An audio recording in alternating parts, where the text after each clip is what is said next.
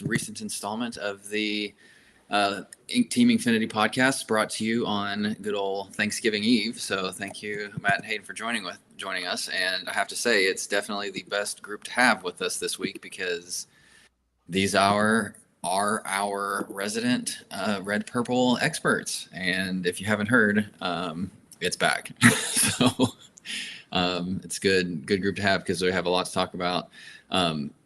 All of that in reference to the SCG Con CCQ that happened last weekend in Vegas. I was lucky enough to be able to go. I obviously didn't win, or I think that we probably would have already talked about that at some point, but we'll talk about all that. So yeah, that's kind of what this episode is going to be about. Just, recap of the weekend, kind of the meta updates, because I feel like every single week we've played now, there's been a pretty hefty jump. I mean, I think we're 4 weeks in now to the set, and I feel like we've gone through 4 iterations of the meta already with the different changes between the blue steel that we played opening weekend at the Sharp 10K. So yeah, lots of cool stuff to talk about this weekend, this week. So let's just go ahead and jump into it because there's plenty to run through. So for those of you who haven't heard, there was a 356 person CCQ championship qualifier in Vegas last week. Like I've said, this red purple list was the winning deck list, and actually it came in first and second overall, and I think there were 3 in the top 8. So red purple has very much made a massive resurgence. I think it's shocking to most. For us on the call here, it's definitely not, because Hayden and Matt both were very much like, it's back, it's a real thing. And I didn't believe it at first, and because they, like I said, they're definitely our resident experts, and they're very much like in and out of it every set, figure something out. And Hayden was like, hey, it's back, you gotta get ready for it. And I was like, no, it's not. And then he went and beat me like 10 games in a row with his deck. And I was like, okay, so I am very much on board now. I understand it's definitely back. So yeah, I definitely thought it would be something to watch out for. My assumption, though, after coming out of those practice sessions with Hayden, was that he's just an extremely good player, and so he would be ahead of the curve, and so it wouldn't really be anything that I needed to worry about, because it wouldn't be like to that level of polish yet. And sure enough, it was. So with that said, yeah, I mean, on the screen is the full list if you're watching on video. I'll turn it over to you guys, let you get your thoughts on the list and kind of where the red purple lists and strategy kind of fall out within the meta now. So Hayden, I see you next on the list from where we're on the screen, so I'll just go to you first. Yeah, what are your thoughts on this, and how all the CCQ stuff turned out? Yeah, I mean, I think it was in a really good spot to capitalize on where the meta was at. Like I said before, that I wanted you to take this to the tournament, but you said there's no way you're ever going to play Ruby Amethyst. So yeah, I think this deck was put together really well. It's polished, but it also has a lot of like different 1-ofs and 2-ofs to give you like flexibility and to like fix the ratios. So I think it's very good. Yeah. Is there anything in here that's shocking that you wouldn't have expected to see? The Ursula, it's not really shocking, but I am surprised that card made the cut.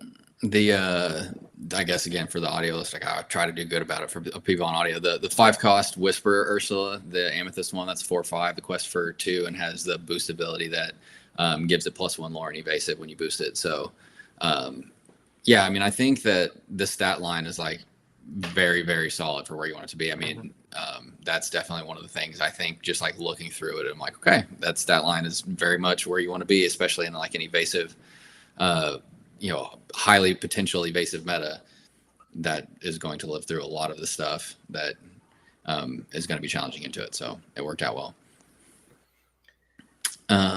Matt, what about you? Anything that sticks out to you in this list, or anything that catches your eye that you think is noteworthy?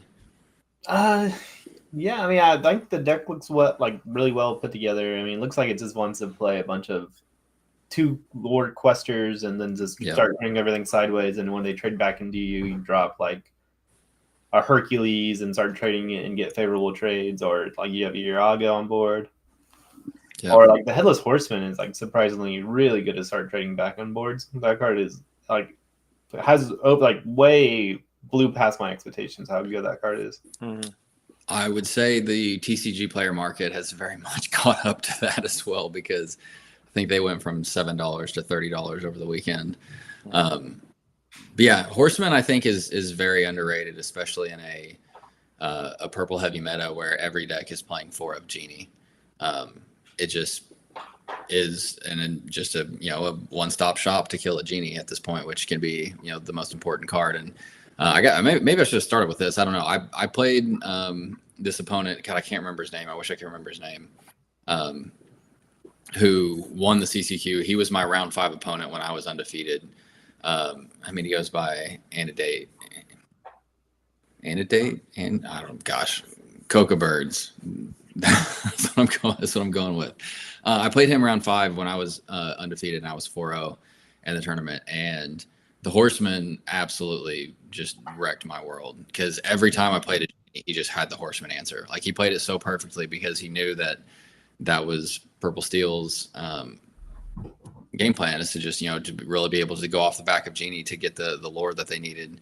And he just always was there to not allow that to happen with the Horseman. And then to your point, it helps you trade the secondary ability of whenever something banishes, or whenever something is banished on your turn, then everything else gets +1 strength. I mean, that just completely makes your board trade extremely well. And so he definitely deserved the win, because he went undefeated, and he was definitely the most scary opponent that I played all weekend, just from all the Swiss rounds that I did. And it was very difficult to deal through. And I would say Horseman was one of the big keys to that, from at least being on the other side of the table. So I concur with that one for sure. Yeah, I mean, for Horseman, definitely it gives him the edge in the mirror matches and like the purple steel matchups. Like, he just gets to win the evasive wars. He gets to kill Elsa's and Genie's, and against blue steel, it also kills Vincenzo.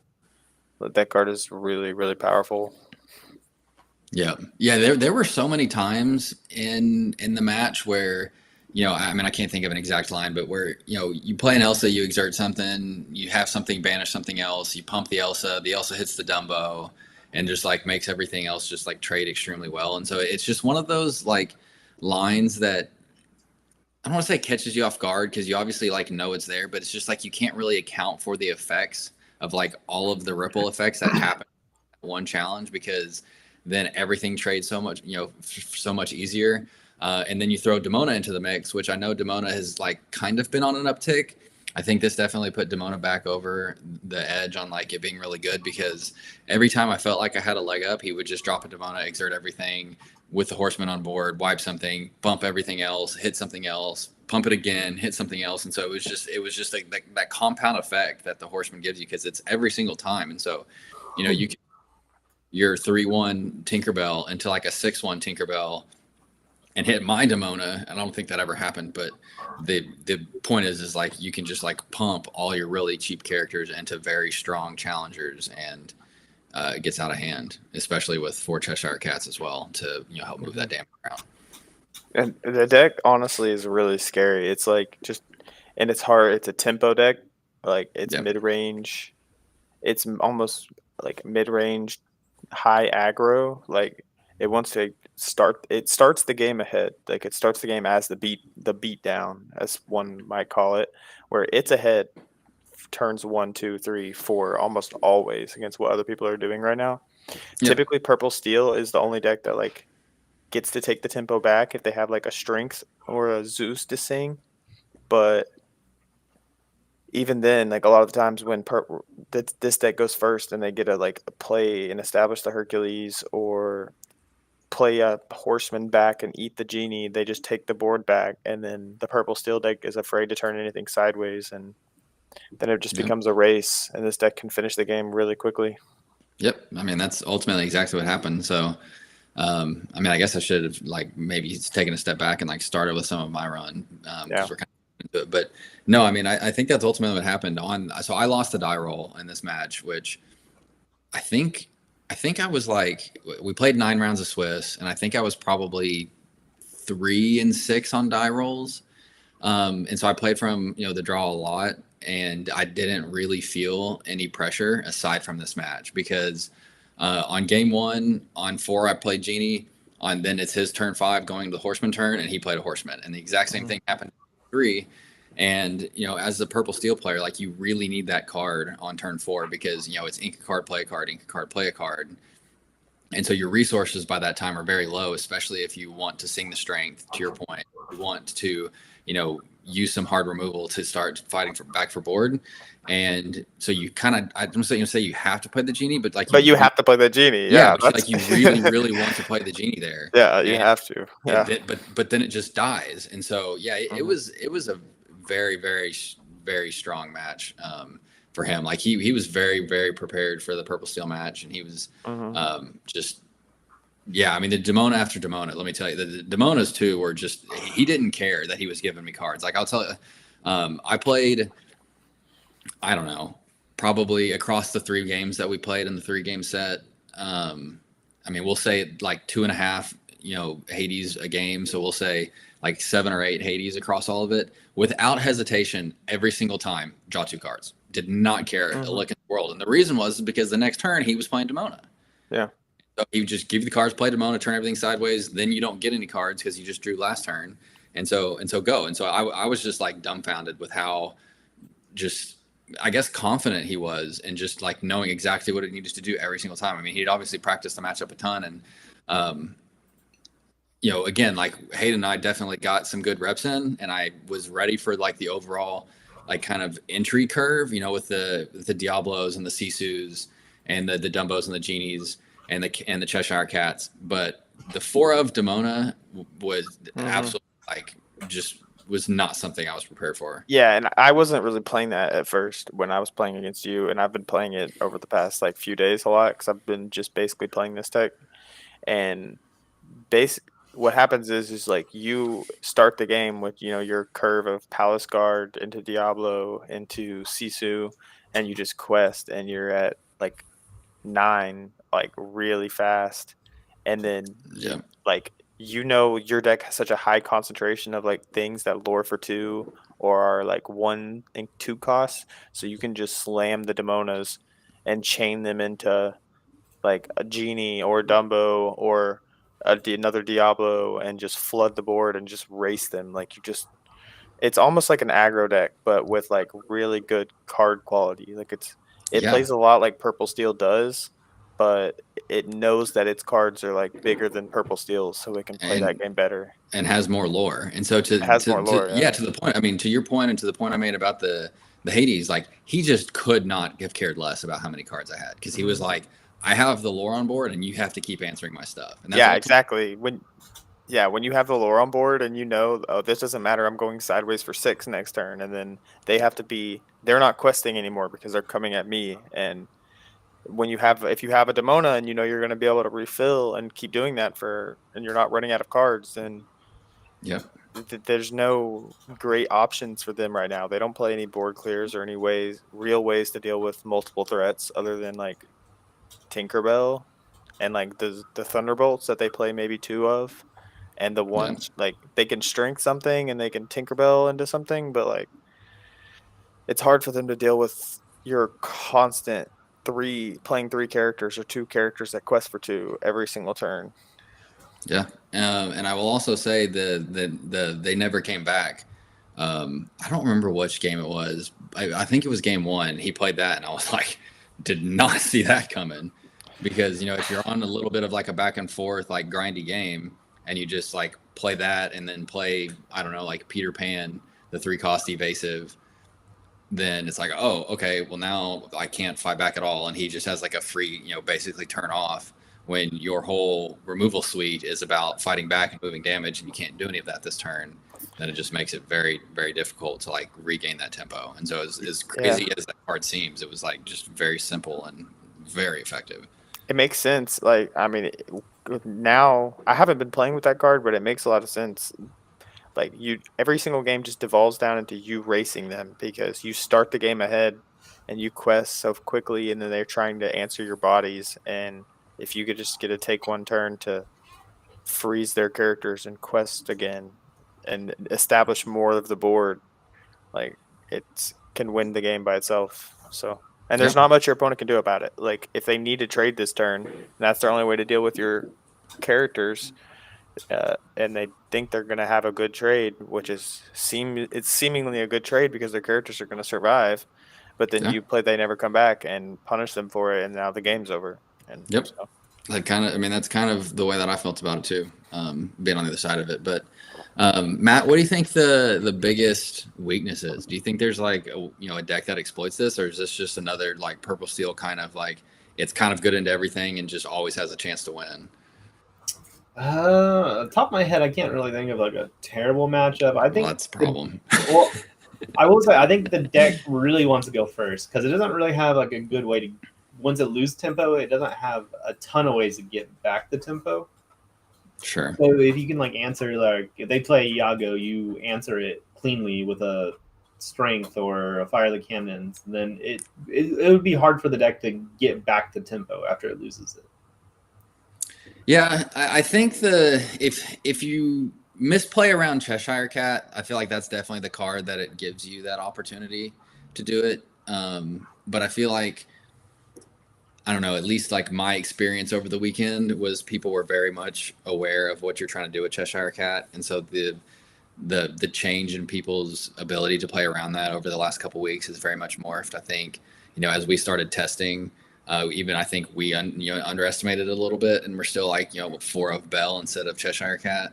And, I slowly but surely, realized like, well, when you can do this a lot, and do it turn after turn after turn, when you're grinding, fighting for board state, those 2 damage counters matter, especially when you're trying to put them on a Calhoun or trying to put them on a Genie onto a Genie, and it very much adds up. And so I feel like the Cheshire Cat is, that one thing, but it's not a fail safe by any means. And so it can definitely still get out of hand. And so, yeah, to your point, I don't remember what the final score was of the match where I was on the play, but I do remember it was over pretty quick because I was able to flood the board, and I do think I found a dock relatively quickly.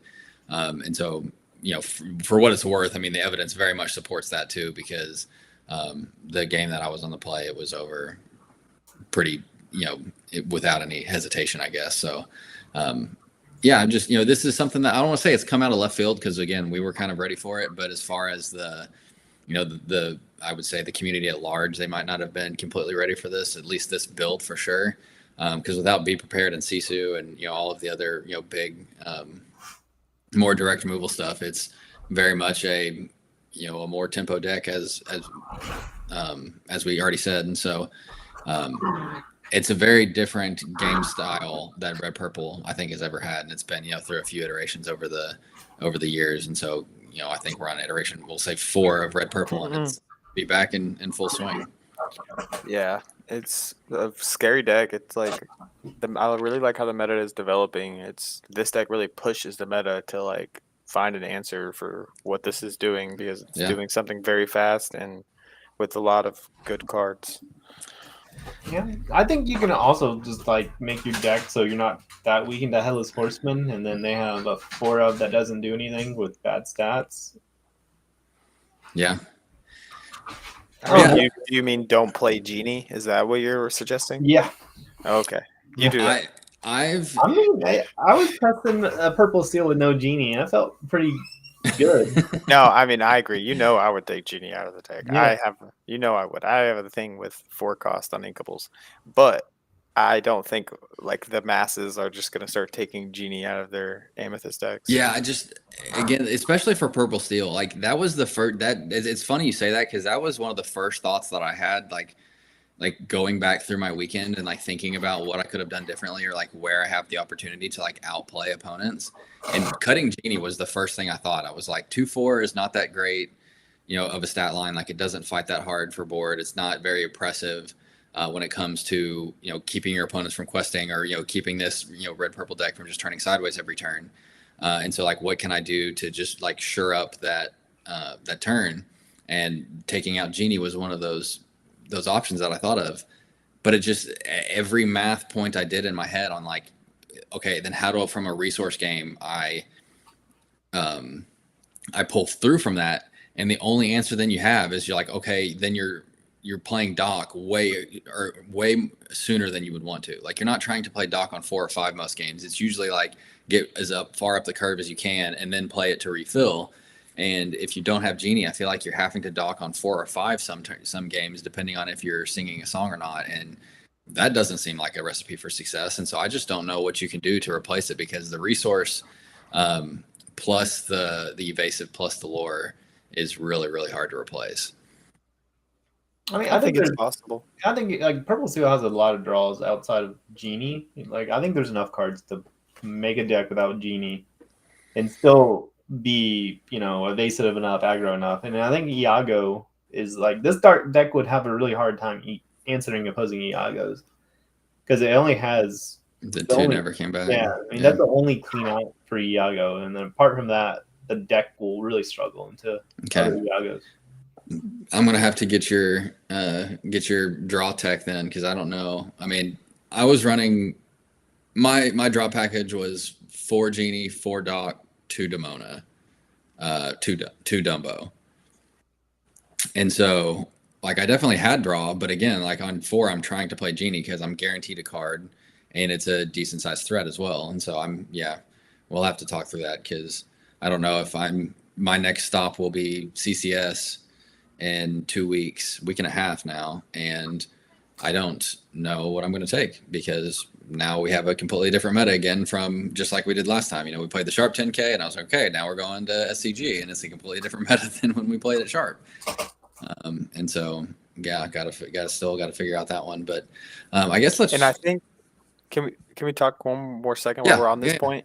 It's interesting for you because you don't really care about topping as much. You did great this last weekend. Yeah, you got 18th. Shout out Zach, 7-2. I didn't even say that. We'll get there, but yes. Well, I want to shout you out because it was impressive. 18th. Didn't make it because of tiebreakers, but you want first place, obviously, because you want the invite to the invite to Continentals. So from a deck building perspective, it's almost better for you to not take one of the top decks and to try to take something new like this that people are not going to be ready for, that really takes advantage of the meta. But the question is are you ready to do that? Are you prepared to do something like that? I don't know. I think I've said on here a couple times, and I think it's probably been discussed a little bit, but I very much don't want to take the best deck. When I started playing Lorcana, for those who haven't been with the podcast forever, I started in Chapter 1. Like, this is the first game I've ever played. It didn't make sense to me why you would not play the best deck. I was like, it's the best deck. Like, you just play it, and it gives you the best opportunity. Games, blah blah blah. Like, on the surface, it seems the most obvious way to approach it, but the more you think about it, it's like, okay, everybody's ready for that. Everybody's trying to beat that. Everybody knows what they're expecting because it's the best deck, and so they know that a lot of people are going to be playing it, and so they're putting all their reps into that deck, and they're putting all of their energy into beating that deck. And so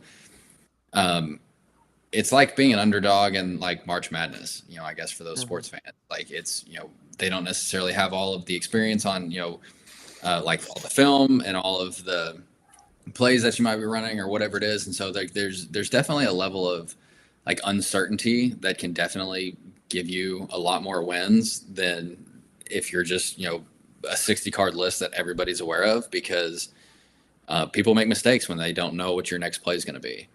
And that is definitely a big help. And then on top of that, you don't have to play as many mirrors. You don't have to play as many of the like, within the same like grindy circle of like the top 2 or 3 matches that you're always, that everybody else is always having to play. And so I think it's just, a combination of a lot of things that can really work for you if you are good into that type of environment. And so I definitely agree. The problem is like taking a concept like that and fully flushing it out and fully like having all the reps in that you need to be fully, I guess, confident going into an event is just mind-numbingly long.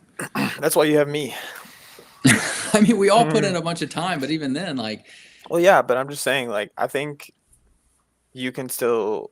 like we have enough of a foundation in all, like most of these decks, like whatever it is, the color combination, we've played a little bit of it. Like and that was the purpose of like playing all those games with random bad decks in the beginning in the first 2 weeks while before the set came out, was to like establish a foundation with these color combinations so that if you do ever have to play them, you have like some semblance of knowledge, like what you're trying to do. But I don't know if you're even ready to take something out of the box, because every time I mention amber amethyst, you freak out. So that's just like my gut reaction. That my gut reaction is like, it always will be, you're crazy. But that's the point. That's the whole point. I know. And then I say that to myself too. I'm like, but that's what we want to do. Like, we don't want to just be the drones. And so I definitely agree from that sense on, like, I don't want to just be another, you know, I don't know, red purple deck, or I don't want to just be another, you know, purple steel deck or green blue deck, or like whatever it is that, you know, you're trying to do. Like, yeah, you can, you know, come up with a few like different tech cards or a few like different lines, you know, given your composition of the deck. But in general, like, the theory is going to be the same, and, you know, the top strategy within that color for each different set is going to be figured out relatively quickly. And like the core package is usually pretty much set by like opening weekend. And so if you want to, you know, play something that's like really offbeat, then you have to definitely like dig deep into the well to find something. But yeah, even this, I would call this offbeat. Like, this is playing a lot of cards that I would not have expected, that are at interesting ratios. Yeah, like, I would call this like way out of the box. I mean, I expected it, but I would say, like, from that, like, average person's head, this seems, they did not expect it. I definitely agree with that, and I kind of said that, you know, at the beginning too, on, you know, the Diablo Lumiere, Cheshire, Sisu, Genie, like those, you know, 5 or 6 cards. I mean, I would even say the new one drop Tinkerbell, say it's probably part of the core. Like, all of those, you know, were very much expected. Everything else in here, I think you can, you know, take, cut numbers, cut completely, and come up with, you know, different ideas. But I would also say this wasn't something that had any success. That wasn't considered a top deck before this weekend. So now that it's quote considered a top deck, I think a lot of those numbers and composition lines will be shored up, and then after this weekend will be, you know, very solidified. And so, since, you know, it wasn't until that point, I think that's why it has some composition that we weren't expecting. But anyways, yeah, I guess so. I mean, I probably should have just started with this one, but I'll just, you know, I guess go back a little bit about my experience and kind of talk about my thoughts on the overall meta and where everything was, since, you know, I was there and got a pretty good look at everything. So I took purple steel. I think I said that, but I didn't, like, you know, outright like announce that at the start of it like I probably should have. But first time I've ever played purple steel in a competitive environment. It's never really been my jam.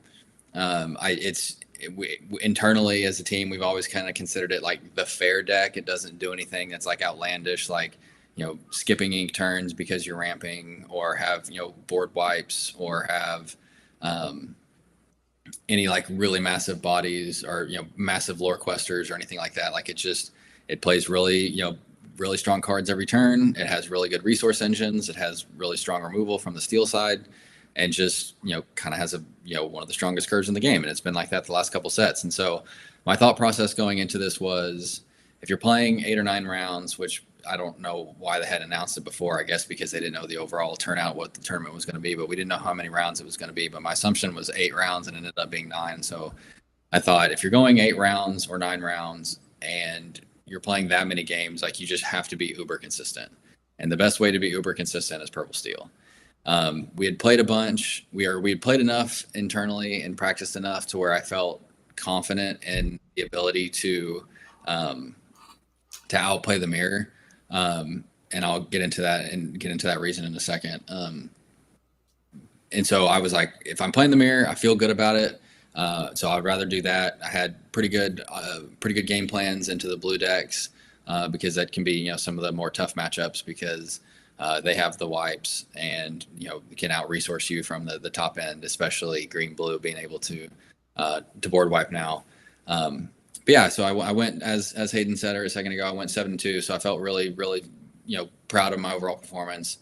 Came in 18th, so I did bubble out. Unfortunately, my losses came in round 5 and 6, and so they just came a little bit too early in the day, I guess, unfortunately, to make the cut. But finished the last 3 rounds really strong with 3 wins, 3 really good opponents, and so the overall, I think Purple Steel was the right choice to take. It was, again, really consistent. If you look at the composition of the top 8 of the tournament, there were 3 red purples, 3 purple steels, 1 blurple, and 1 green blue, I think.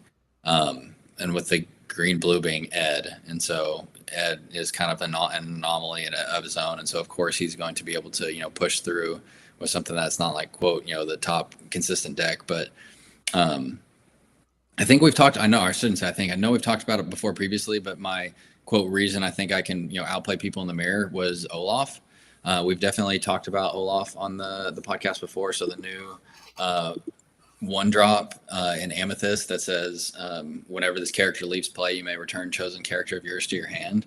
I can tell you that a lot of people misplayed this card because you can bounce your docks, you can bounce your cobras, you can bounce your genies, depending on the situation. Most of the time you're just trying to bounce docks so that you can draw more cards. But given the circumstances of like the lore on board or the lore in play or, where your total lore count is, like maybe you just need 2 more lore. And so you bounce a cobra so that you can just have a guaranteed 2 lore next turn.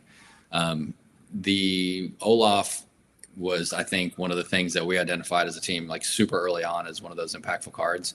And I'm pretty sure it came from you too, as well. So Olaf definitely was one of those overperformers for me, for sure, that I put a feather in my hat and said, this is what's going to kind of get me across the board. And it definitely did. I mean, I've been talking about that card every time you ask to highlight a card from Whispers. It's like one of my favorite cards from the set. I'm glad somebody got to finally show it off because people still aren't playing it. And I still think it's like just wrong, honestly. Like I feel like some copies of this card need to be in your deck if you're playing Blurple or Purple Steel. Yeah, it's a very versatile card. You can bounce like your boosted characters. You can bounce like genies for extra card draw docks, cobras, and then like it also insulates versus the Prince Philip combo a little bit. I don't know if that ever came up in the tournament for you. It definitely did. I'm glad you said that. And so that, it's just so kicking out what I was mentioning, like the targets that you want to choose for Olaf. Most of the time you just want Doc, but sometimes, you want a protected genie because, like green blue doesn't have any ways to answer evasives. Their only ways to answer evasives are the Prince Philip combo or like Basil to just like bounce it back to your hand. There's Hades. Or Prince Philip himself. Yeah, I mean, I guess Prince Philip himself, but I guess my point is like if Prince Philip's already on the board and like you don't have a really good way, then you're probably in a bad spot. But anyways, the point I'm trying to make is basically accentuate what you said on like, you really just get to pick what you want. So my round 2 opponent was playing green blue and he definitely did not understand Olaf. And so when I played him, he definitely had to read it and kind of, work around it. And if I remember correctly, in game 1, his thought was like, okay, well, I just have to get Olaf off the board. And so he was on Hades in his green blue list. And so he just Hades the Olaf. And I was like, okay, I bounced my dog because that was the most important card I had on the board. And it was one of those like, oh yeah, it just like works that way too. It's not like it's not like, okay, I can like play around it and now that it's gone, I don't have to worry about it anymore. It's like, no, it's still a problem, whenever however it leaves play or whatever the case might be. And so anyways, it was definitely one of those like eye-opening scenarios for him, just like not fully, realizing the way that you could utilize the card. And then the other like really impactful one I'll say is my last round opponent. It was in the mirror match and he had an Olaf in his deck, but I obviously don't have his list, but I'm like very, very certain that he was not on 4 of Olaf like I was, because he knew how to play around it, but I just had so many of them that I think at one point in time I had 2 of them on board. And so like one of them like got banished and it bounced the dock and then I just like replayed it the next turn and there was still another one on board. And so then I just like quested out with that one and I was like, do you want to hit this one now or do you want to just kind of deal with it? And so it like puts people in like extremely awkward situations when you're in there's more like challenging back and forth games. But then again, to Matthew's point on the green blue match, like if they are just trying to Prince Philip combo you, he dies when malicious mean and scary comes across, and that gives you the chance to bounce something back. And so Olaf, I want to say, was probably one of the top 2 or 3 cards for me of the weekend for sure. Just it trades well early. Like if it was my 1-drop and you just had to play it out, like it trades with hooks, it trades with Mulans, it trades with basically anything but Palace Guard. It trades with the Tinkerbell from the red purple list. It was a 3/1, so I just turned sideways quested. If he wants to hit into it, that's fine. And just treat it like that early on. But then when you get to mid to late game where you do have those targets that you are interested in bouncing, it's a lot more tedious at what you can then do with it. And so I will say it's one of those cards too that is just really, really fun because there's so many decisions to be made. It's, do I bounce something? What do I bounce? Am I going to be proactive with challenging him into something so that I can then bounce something else? Do I let them be the aggressor and make the decision on when to challenge in? And so there's just so many decision points around Olaf. Yeah, again, I think it just really creates those misplay opportunities around him. Yeah, I agree. He stresses the board every time he hits the board. You play him, and then your opponent's like, "Whoa, what can I turn sideways?" They can now anything they play in their deck next turn, they can bounce it back to their hand potentially if I turn something sideways. So it creates a lot of bad things that could potentially happen. So it really stresses the board state. I like that about it. Yeah, it was great. I mean, there was in my round 6 matchup was green blue, and that was the second one I unfortunately lost. But I'll get to that one, and I guess I should talk about that because it's actually kind of funny.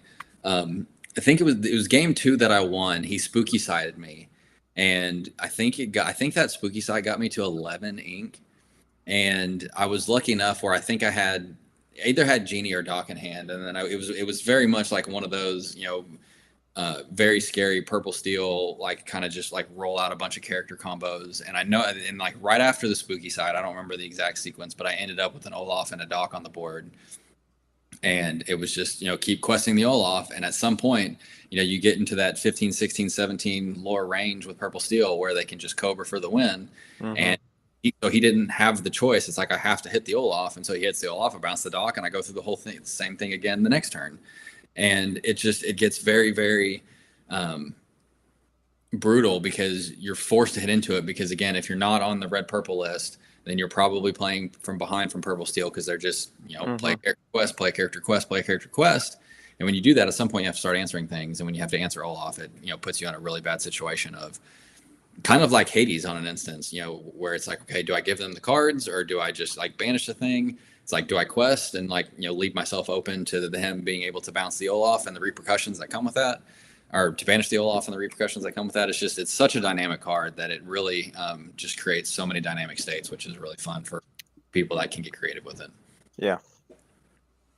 So I guess I'll tell the story on the green purple match or the green blue match since I brought it up. So my second loss was to green blue. It was they were on Lorcana Duo's team, and so shout out Lorcana Duo and Monica from Lorcana Duo that qualified for Continentals at Milwaukee. Super nice guy. God, I can't remember anybody's name. I'm terrible at this, but anyways, game 3, I was on the play. I got out to a really strong lead. I had managed the resource game really well. I played my hand down pretty solidly so that he couldn't get any Clarabelle value. He spooky sided me again, which I knew was coming since he had done it in game 2, and I was ready for that. And I think I had a Genie, and that's what was like my play after the spooky side. And after that, I never saw another card that drew. I ended up with 2 Cheshire Cats, and I played them both in one turn. And because those were like the last 2 cards in my hand, and I think I was at like 16 lore. And so it was like, okay, I'm basically on a 2-turn clock now at this point. And, at that, all I need to really top deck is a Cobra or something to win. And he had a Max Goof on board, and he quested with Max and just played Malicious, Mean, and Scary for free. He's like, I'm just going to put the damage on there just to get ready for it. And I honestly don't think he thought it all the way through because they were both Cheshire Cats, and I had like 15 ink at the time because he had and so I was like, okay, boost them both and move the damage. Yeah. And obviously, like, you have to do that, right? Like, you can't just like leave the damage on there one, they're easy to challenge into, and he had a max goof and a Hades, like I said, and so the blue Hades is a 3/6, and so it obviously would have then challenged the 3/4 with 1 damage on it and banished it, and so it would have just been a clean trade. But then also if he finds another Prince Philip or something that can just to be a much cleaner answer like that, then I just lose the game. So it's like boost them both, move the damage, and then we kind of were at a stalemate because he didn't have any resources, I didn't have any resources.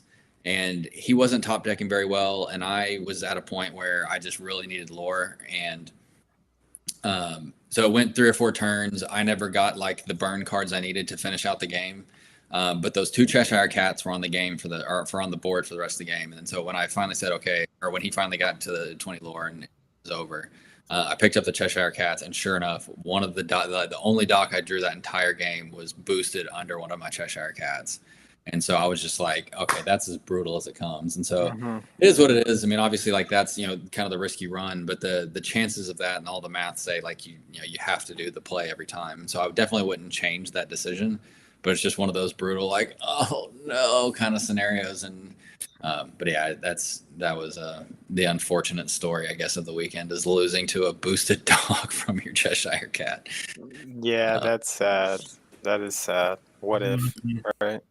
I know, because if I had drawn that, I really do feel like I win, because then I can run out 2 things in 1 turn, and green blue doesn't really have a way to answer 2 things in 1 turn unless it's the combo, and he had no cards in hand, so there was no way for him to combo in 1 turn. But yeah, it is what it is. Well, I'm trying to think of like what else, like any other big stories. I mean, it was a pretty stacked field. There were Scott Markinson was there on red blue, which was very interesting. A world's competitor. You should show. Items. You should show your deck. Oh sure, yeah. You didn't show your full deck. Yeah. Let's share this bad boy here. Yeah. So again, for Olaf was kind of like my sauce for the weekend. The outside the box stuff. A lot of people were on Diablo still, like the 4 of Diablo, Palace Guard, and then Captain Hook is the 1-drops. And I think it might have been against Hayden practicing red purple, where I was like, Diablo just doesn't get it done. Like if you're in one of these like grindy games, or it might have been a purple steel mirror that we were playing or whatever. But the point that I came across was Diablo just doesn't get it done anymore. Like, if you're on a purple steel deck and you're like really fighting for board, and you like really need to be able to contest with everything that you're playing, that 1 card just isn't worth it anymore. And so I went to 2 Diablo, 2 Olaf, and that was like on Wednesday last week before the tournament, before leaving for the tournament on Friday. And then Thursday night I played some more, and I was like, Diablo just isn't good. Olaf is so much better. And so yeah, I went to 4 Olaf, and then that's kind of where we are. And so I don't know if you guys have any questions, because I don't know if I know I shared it with you at some point, but I don't think we had a chance to talk about it. I mean, was there anything that you would change about this deck? Yeah, I mean, I think that's always the answer, isn't it? I don't know. It ran really well, and my initial thought was no, I wouldn't, because it did run really well, and obviously going 7-2 is a really strong showing.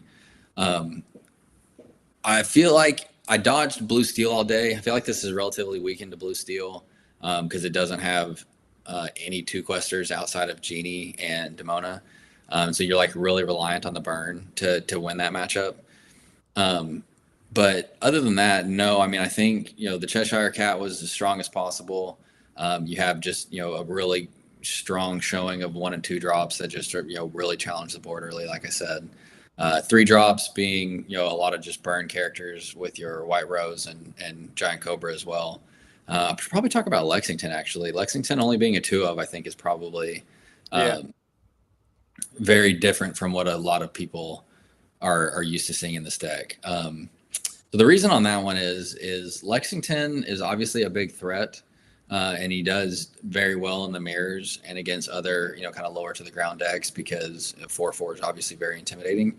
The challenge I think with Lexington is when you're on the play, he can't turn sideways for 2 or 3 turns unless you don't draw any cards. If you decide if you don't have any resources and you're able to put yourself down to 1 or 2 cards, then obviously you can. But you're not trying to do that, right? Like that's not part of the game plan, is to like dump your hand and not end up with any cards anymore. And so what I found is he kind of just sits there, and then you either turn him sideways and he never gets, to be readied again because you have more than 2 cards, or he doesn't have as much of an impact because he's not being able to challenge every single turn. And so I went to only 2 of, because I still wanted to be able to have some sort of genie answers. But it turned out to be the right play, and I can say that pretty confidently, because in the last round when I was in the mirror match, in game 3, my opponent played a Lexington saying strength on me, which is, like their identified like quote unquote best line, right? Well, Lexington didn't ever ready again the rest of the game. They played Genie on 4, which drew him another card, which kept him above 2 cards in hand. I don't remember what their turn 5 play was. It might have been a Hades. I think it was a Hades, and then I just said draw the cards to keep it sideways again. And then my turn 6 play was play Demona to keep it sideways again. And so it was just like, it was one of those things that just, it was a massive liability. And then I even remember this very vividly too. At some point, I did run my Olaf into that Lexington that couldn't ready itself so that I could bounce my dog going. And so it was just, that's cool. I like Lexington a lot. I think a lot of people were using it as a crutch to like fight back on board when it wasn't necessarily always the most important thing to be doing. I think if you're in purple steel, you're kind of just, slowly trying to chip away and have like a 3-cost singer on board. White Rose chips away and is a 3-cost singer on board. And so I think just the extra burn in there was really good. Hades, obviously phenomenal. Demona definitely overperformed as well. I, said, Demona, I felt like it was on the up and up a little bit last week. That was definitely just some like personal experience from my testing. But I think after, seeing the 4 of in the red purple list definitely like solidifies that statement. But no, I think overall, like there's definitely nothing that I would be like super, just like gung ho on changing or that I hated. I think overall it ran really smoothly. Was Dumbo good at 2? Was what? Dumbo, honestly, like if I was gonna cut something, it probably would be Dumbo. Yeah, you only have like 9 evasives total. Yeah, it's one of those where it was like, I just wanted to have a little bit more draw. Between having the Madam Mim to bounce your docks, and your Olafs to bounce your docks, and your Olafs to bounce your boosted Cheshire Cats, as you mentioned, I think. There were just plenty of ways to like kind of get little scrappy card advantages here and there. And so I don't feel like you really needed it, but there again, it is one of those things where it hits the board and it's just like has a massive target on its face, and everybody like freaks out and says, I have to get rid of it. And so, they might overextend into removing the Dumbo. And so I definitely like don't mind that I had him in there, but honestly, he's probably towards the lower end of the 60 on what I would want to keep or get rid of. But not because he didn't work, but just because from like an overall strategy perspective, I don't know if it's like the most oppressive, impactful thing when it hits the board. That makes sense. Yeah, well, I mean, it's a tough one. Purple Steel just, I mean, I think it has to react to what's going on too. And so I think it has to get, like, given the tournament, there's nothing I would change. Like, looking forward now, I think it probably needs Iago. I think you just need like you need more massive bodies that can like absorb damage to move stuff with Cheshire Cat. Kind of like we talked about with with Olaf, it just like really forces people into like weird decisions. Like, do I quest here? Do I like give them the opportunity to like, really play out their turns the way they want? I feel like Cheshire Cat kind of does that same thing. It enables you to really force your opponents into weird decisions on, hey, do I quest here, and like allow them to challenge and move damage and do other things. Having another big, like really big body like Iago is probably really awesome to enable Cheshire Cat, and then you don't have to bounce something either. And we still haven't seen a ton of people start adding illusion answers into their deck like we had last set. And so like looking forward, maybe Iago is a good thought. But that makes sense. Yep. I agree. And to looking forward, if you're ready to move on, are you ready to move on? Yeah. Well, I was just gonna pose the question because I think it's interesting now that we're in this weird mid-range curve type of format with purple steel and ruby amethyst seemingly at the top. How would you like approach building a deck for this upcoming weekend or the CCS? Matthew, I mean, I guess you too, Zach, but I was going to ask Matthew because, Yeah. like, I want to know his thoughts too, because he just knows from like better than I do. yeah, like from a macro perspective, because I've been thinking about it a lot, but like, I don't know. I think like if like Ruby Amethyst is what people are gonna be playing going forward, I think you just go a little bit bigger. Like you play Purple Steel and just go a little bit bigger than what they're doing. Maybe cut the genies and have a different draw engine. And I mean, I was testing like Monstro in my Purple Steel for a little bit, and it felt pretty good. Like I was killing like the 7-drop Hades with it, and I think that card might be like a. I mean, it might not like make the cut in the final list, but I mean, it's very interesting to start playing like these bigger bodies. And okay, I wish Devin was on with us here because he would freak out when I even pose this question. But what if you do like you take the Genie Uninkable slots and you go Mayor, Wind Dancer, and Iago on 4, and then you just have like an utterly like unit on board no matter what you have. Yeah, and then they like really forced into bad decisions questing from there on out. The problem is like, I think, like you said, you get into these weird situations where you're in like a stalemate where you don't want to turn things sideways when they have their own Cheshire Cat, or they had a strength and you don't have a strength, or like situations like that, and you don't really want to get in a situation. And then like Genie becomes the only thing. You're like, yay, I have this Genie now. I can turn something sideways and like continue playing the game, even though I don't get to turn my other character sideways.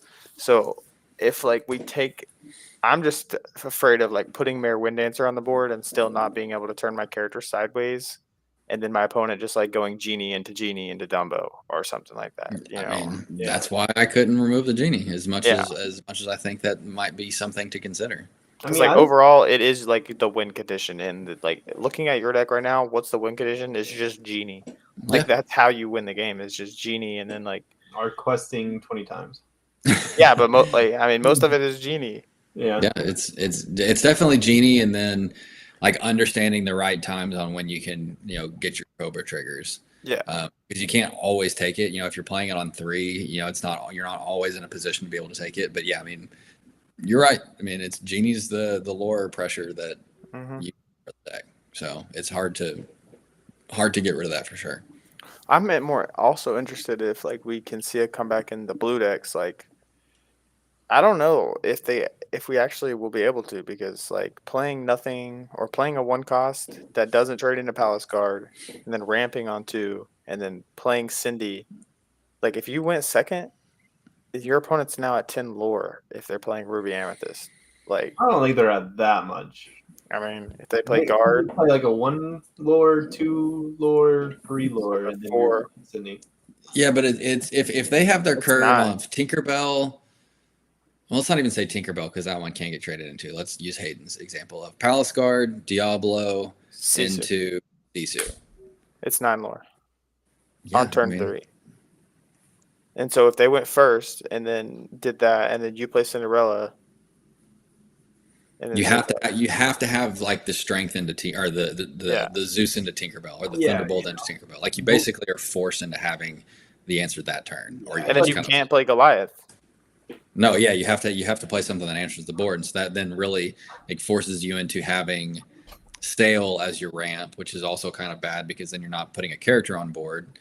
And if you played a 1-drop, then you're even 1 more card further down in your hand. So it's I don't know. Initially, I was like, maybe Blue Steel is the way because you just do have the bodies that can answer multiple things in a turn. But then I've had the same thought of you just did on like you're just putting yourself in a really bad scenario every time because I mean, I think right now you definitely want to be a tempo deck more so than the ramp deck. I'm gonna say you can't do that without playing a spooky site. Like, there's not things that just like beat that Ruby Amethyst deck. That's not just like. Even if you do have the spooky side, they have Genie on 4 and 4 Demona. Yeah, I did that today. I played 1 game today, and I spooky sided them on 4, and I took out. And they didn't even play Genie on 4. They went like. I mean, I don't remember the exact characters, but I do remember it was Palace Guard or whatever the 1-drop was, Diablo, Sisu, and then they went another Diablo, something else on 4 for 3 ink total. And so they had 5 characters. I was just like, okay, I don't even have to worry about the genie being on board and continuing to quest and taking the turn off Spooky Sight because I can wipe the whole board. And it didn't matter because then they were into Demona and they just then like dropped Demona, dropped 3 more things, dropped a genie, and then just like kept going. And so I think there's so, like these purple decks have so much resources at the top end now. You know, the resource game for the purple decks used to be like quest a Chernobog's followers, banish it, draw a card, quest a broom, banish it, draw a card. But now it's like play Demona, draw 3. Yeah, and it's like it's like, oh, I don't really care if my opponent draws 3. Like the game's gonna be over by then. So yeah, exactly. It doesn't really So matter. like I'm still very much like a Spooky Sight hater. I mean, I think that's the best way I can say it. Is I think I understand the Spooky Sight, and I think there are certain decks where it is basically backbreaking against. But purple steel and red purple are not 2 of those decks. Yeah, but the problem is like that's the only real answer. You have to just like Spooky Sight them and hope that they only play I Genie agree. next turn, and then like Agree. you can win somehow because there's no like you can't just like play Tinkerbell against that Ruby Amethyst deck either, really, because. Okay, so let's go back to Matthew here. If you were going to, as of right now, with everything we know today, on November 26th, what would you take to CCS 25K CCQ? I would take a very top end purple steel deck. Top end big bodies, you mean? I guess just to clarify. Yeah. I mean, I would. Like, I think that's a good idea. I just don't think it beats that Ruby Amethyst deck, really. I think it would. Because, really do. I mean, I just like, so you're taking genies out. So how are you dealing with my genies? It's not even the genies. Like let me flip back over to this. Yeah, they have the 3 Peter Pan evasives. Mm-hmm. They have 4 Dumbos. They have 4 genies. They have 4 Elsas. They have 2 Ursulas, which also. I still have like strengths and thunderbolts, and now your horseman does nothing versus me. You have, I mean, I don't know how many you would have in your list, but you have blank cards in your deck essentially. Or you're hitting a 1-drop. Yeah, I'm definitely curious to explore this more with you because I keep bouncing back and forth between blue steel, purple steel, and green purple to take to CCS, and obviously feel really confident on purple steel right now because I did have a really good showing, but I also think that this is going to change the overall perception of the meta, and when the overall perception of the meta changes, people go ditch to ditch as you were on like what they want to play. And so if everybody then is like, oh my god, I'm prepping for red purple, then it just changes like the overall meta share and just a few more people playing red purple, everybody else taking into it too. Purple steel still has like way better removal than this deck. Like it still has strength and hurl, and like it still has big bodies as well. And then I mean it still has like the same draw. I mean I think purple steel can be tech to beat this deck pretty consistently. Okay, I'm listening. Metaphorically, but yeah, we need to talk about it sometime soon so I can finalize my decision. Yeah, I mean, we need to do something because if you're going to get first, we're going to have to come up with something different that can capitalize on. Like, I think one thing I would like to capitalize on is like how linear these decks are and how they're basically structured to play the same cards in the first 4 turns, like every single time, 4 to 5 turns really. So like we know what they're trying to do. Like we know what cards they're going to play. They're going to play Guard or Tinkerbell, and then they're going to play Diablo or Lumiere. Like it's right in front of you. Like we know what they're trying to do. So I feel like we can design something that can take advantage of it, but it's more about like how do you go about doing that and making your deck good into everything that we expect. Yeah, I mean, I obviously completely agree. It's just, you're gonna have to take a leap of faith. 7 days. 7 days is plenty of time. I know. I wish I could go. Amber Amethyst. Me too. That's what we're taking, I think. Do you have an Amber? You keep saying that. Do you have an Amber Amethyst deck that you haven't shared with me? No, not yet, but times there you heard it there, people. He's talking about it, but he didn't even have a list yet. I mean, that's the deck that's going to top the next one. He called Ruby Amethyst. I called Ruby Amethyst. He did. We were talking about that. You thought all that preparation was for nothing too, and it was real. I did. I'll be honest. I did give you an overly hard time about that one for sure. And then it ended up being very valuable for sure. Because I didn't say this either. So in rounds 4 and 5, I played Ruby Amethyst. And my round 4 opponent, I won. My round 5 opponent was the overall winner, the list that you see here. They were very, very different lists from what I remember. The round 4 one was on the 3-1 Vanellope evasive, the two cost. And that was his like evasive answer, like early game, like lore trader, not the Tinkerbell. And so I think that kind of like was a downside for him, because if he was playing something on 2 that was guaranteed to trade with something on 2 instead of playing something on 1 that was guaranteed to trade with something played on 2, it just kind of threw him back for a loop. But anyways, that's not super necessary, because red purple definitely has like a direction it's going in now with this list that won. Yeah, I'm definitely open for some wacky ideas to try to not just do the same thing. I definitely think the list I played, like I mentioned, I would have changed it for last weekend, but I would definitely change it for next weekend. So Thanksgiving and all of the holidays will probably throw a little bit of wrinkling into that, but I'm definitely still going to be testing.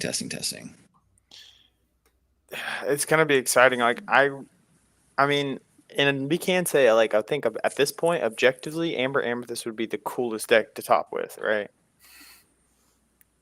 Like, it has to be the most underrated color combination now. I would say the coolest, and this is just me being a butthead and argumentative, would be Amber Sapphire doing some cauldron puppies type stuff. Okay, yeah. Okay, if you play the cauldron, then yes, definitely that is cooler. Oh yeah, we can make a cauldron deck. But like that people, would be a cool deck to top with.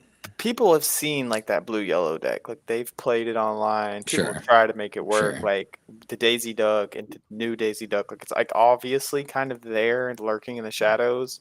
But this Amber Amethyst deck is like not even a thing. You know what I mean? Like where would you start? So that's why I think, to me, it's the most like interesting one, because it's the most exciting, because it's like, where do we even start? I don't know. I just think I don't remember.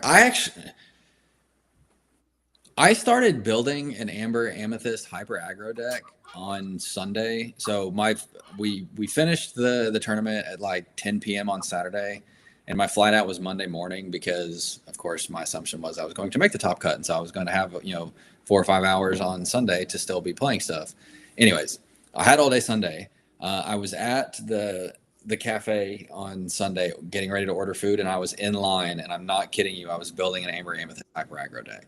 And I was like, if you can just do the Chromicon stuff that they did a couple, like in set 6 or whatever it was, and just like keep drawing and putting 2 lore, cards on the board, then like nobody's going to be able to keep up with you. There aren't that many 2 lore questers in Amber anymore. Like you don't have the same pressure that you did. Like it's Daisy Duck. Before it was Lilo, Daisy, Maleficent. Oh, you do on 1. It's all about on 1. The only on 1 2 lore quester that you have in those color combinations is Daisy Duck. And so you just don't have the same level of like consistency on turns 1, which obviously in a hyper aggro deck is the most important one. And again, I'm not saying your Amber Amethyst deck was going to be hyper aggro. I'm just saying I had an Amber Amethyst thought, and I abandoned it really quickly when I realized the card pool wasn't near as strong as it used to be. Yeah, I don't think I was leaning towards aggro. I mean, it might be that way because that new Rapunzel is so good, and some of the best Amber cards do typically just seem to be like aggro leaning cards. Right. But I think there are a lot of interesting tools, and technically we do have some removal now. So it might be possible, and we also have some interesting ways to draw with Demona and Hades. Oh my goodness, my cat is going. Infinite combos in those color combination too with Monstro. Yeah, I don't want to do that. I mean, I would want to put that stuff in my deck. Yeah, but I don't even that much, and you're still probably going to be like, if you're some type of mid range deck, you do probably want Monstro in your deck, anyways. Depending on how much you can draw. Monstro is just so reliant on a lot of draw. No, I was Like, just use it as a Maui. I was just use it as a 6/8 Maui, rush into something. it's just hard to get to 8. Like against this deck is like daring you to try to get to 8. I Like, mean, you yeah, know, but I mean, you do have like pseudo ramp. There is the lantern. there is the lantern, but my thing is like I'm thinking about playing this in purple steel, and it's like you don't have time really to play the lantern. Like you're gonna Yeah, play the lantern into Diablo Guard. Yeah. You would have You'd have to be super sorry. You'd have to be super dense on 1-drops, and all the 1-drops are terrible. All the 1-drops are not terrible. You have that new one drops. You have that new support girl. First of all, she's pretty good. But she's only questing for 1. Like, but she's not winning us the game. I We're winning guess the game off of okay. like support, control the board stuff. Like, we'll have to figure it out. I'll give you a little bit of leeway, not a lot. Just a little bit of leeway. I need a 5-minute crazy deck discussion talk on every podcast. Okay, well that needs to be like our opening segment then, like 5-minute crazy deck tech with Hayden. Yeah, not I can opening. one in like 2 seconds. No. Okay, I think that pretty much wraps it up. That's all I've got to say. At least I don't think there's anything else. I mean, obviously the next big episode we'll have another episode next week. You know, that we record before CCS, and then we'll have a CCS recap. But DLC Singapore this weekend, so we should do predictions on what we think are going to win that. Oh, best of one. So it's a best of 1. Mm-hmm. God, is it weird to just say red purple? No, no, I'm gonna say purple steel. I'm gonna stick to my guns. I think purple steel is a little bit better on the draw, and if you're just playing just a best of 1, then you need a little bit more consistency. So I'm gonna say purple steel. It's just like I said when I was making my decision for what to take last weekend. I just wanted the most consistent thing I could possibly play, and that was purple steel. And I still think that even with red purple. I'm gonna say emerald amethyst. Out of the box, Webby. Okay. Yeah. I think Webby shines in a best of 1 format. When a bunch of people in that area these cards are new, you know, and they haven't really had a chance to play with them yet, which we haven't either. But like, they probably like. I mean, even if like for us, you know, Cinderella, like you have 4 enchanted Cinderellas and 4 enchanted Goliaths, you know, and you didn't play them this weekend. You know what I mean? Because we don't necessarily think blue is the right option anymore, but I would imagine that information isn't just what everybody's thinking. You know, if they have Cinderellas, they're probably just going to play them and play a blue steel deck that they think is really good. And I would want to play a Webby deck to still punish them, because I think there's still enough blue in the field that it makes sense. I would expect green blue, like for example, I would expect green blue to be more represented in that tournament than it was at the CCQ you played in this weekend. As far as like percentage wise. Okay, so we have purple steel and purple green. Yep. Those are your picks. I really want to go like off the wall. I already took the good off the wall pick. No, I'm thinking like green steel or something wild. I was thinking green steel might be possible. I think there might be something there. It's not consistent enough in best of 1 though, is the problem. I don't know. My head always goes back to green steel being like, why aren't more people playing that? Yeah. But yeah, we can play that Maui, the dual color Maui. I guess it's just a draw problem. Okay, yeah. Realistically, if it's a best of 1, I would probably have to lean toward purple steel. I feel like it's the deck that can win going first or second the most consistently. That's what I said. Boom roasted, Hayden. My second pick is Blurple. I thought for sure he was going to say Blurple, if I'm being honest. Really? I just thought for Matthew? just because we both said we took 2 of the other purple options, and so he was going to stick with the purple option but say a different one. I feel like it's going to be a purple deck. I just don't know which purple deck.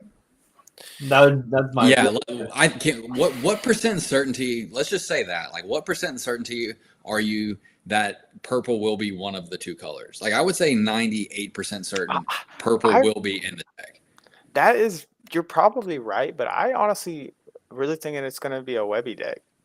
Okay, well, you can have green purple. Maybe I'm wrong. Maybe enough of the field is just not going to be on it, but like. Yeah, I mean the issue with like Webby, seems right. It's not really good going first card as much. It's still like a decent body and a quest. Who cares? Yeah, I'm going just first. The lore, the two lore and questing, and you care with playing the really webby good. because you want that plus. Matthew, I've literally never lost a game going first ever. That's a lie. You want to know what's crazy? That's how it feels, though, doesn't it? my record going second is like 10 times better than my record going first this set. I'm not kidding. I mean, that's really wild. good. It's wild, but okay. That was a fun way to wrap it up. Yeah, we got to watch that this weekend, or I'll definitely be paying attention to it at least. I know there'll be a lot of holiday festivity stuff going on, but I'm definitely interested now that we talked about it. Yeah, I'm gonna have to watch and see if there's any. I mean, I definitely need to watch at least and sure to see if there's any lists that have any crazy tech in it for CCS. And with that, Matt has already left us. All right, if Amber Amethyst tops the single pour DLC, you have to give me an Enchanted Cinderella, Zach. Deal. Tops or wins? Tops. Top 32. So wins. First place. Okay, what about top 8? Come on, get some Mickey. Wins. I'm sticking to wins. I'm not a gambler. You know I don't like to know when to hold them, know when to fold them. You know I'm not that guy. So I'm gonna give myself all the odds here. Fine, I'll take what I can get. Or if it doesn't, though, what do you give up? You give up a Horn King? No. Yeah. See, that's why I'm giving myself really good odds, is because it's just a one-sided bet here. So, but okay, yeah, we will. Think that wraps up for this time. We'll see you guys next week. We'll talk about if there's some cool stuff that comes out of Singapore. We'll definitely talk about that. We'll definitely talk about how the holidays were for the cats. Yeah. And any other exciting news that comes out between now and then. So, any final words? Meow. All right. I think that pretty much wraps it up for us. Thanks everyone for listening again. Thanks. Bye.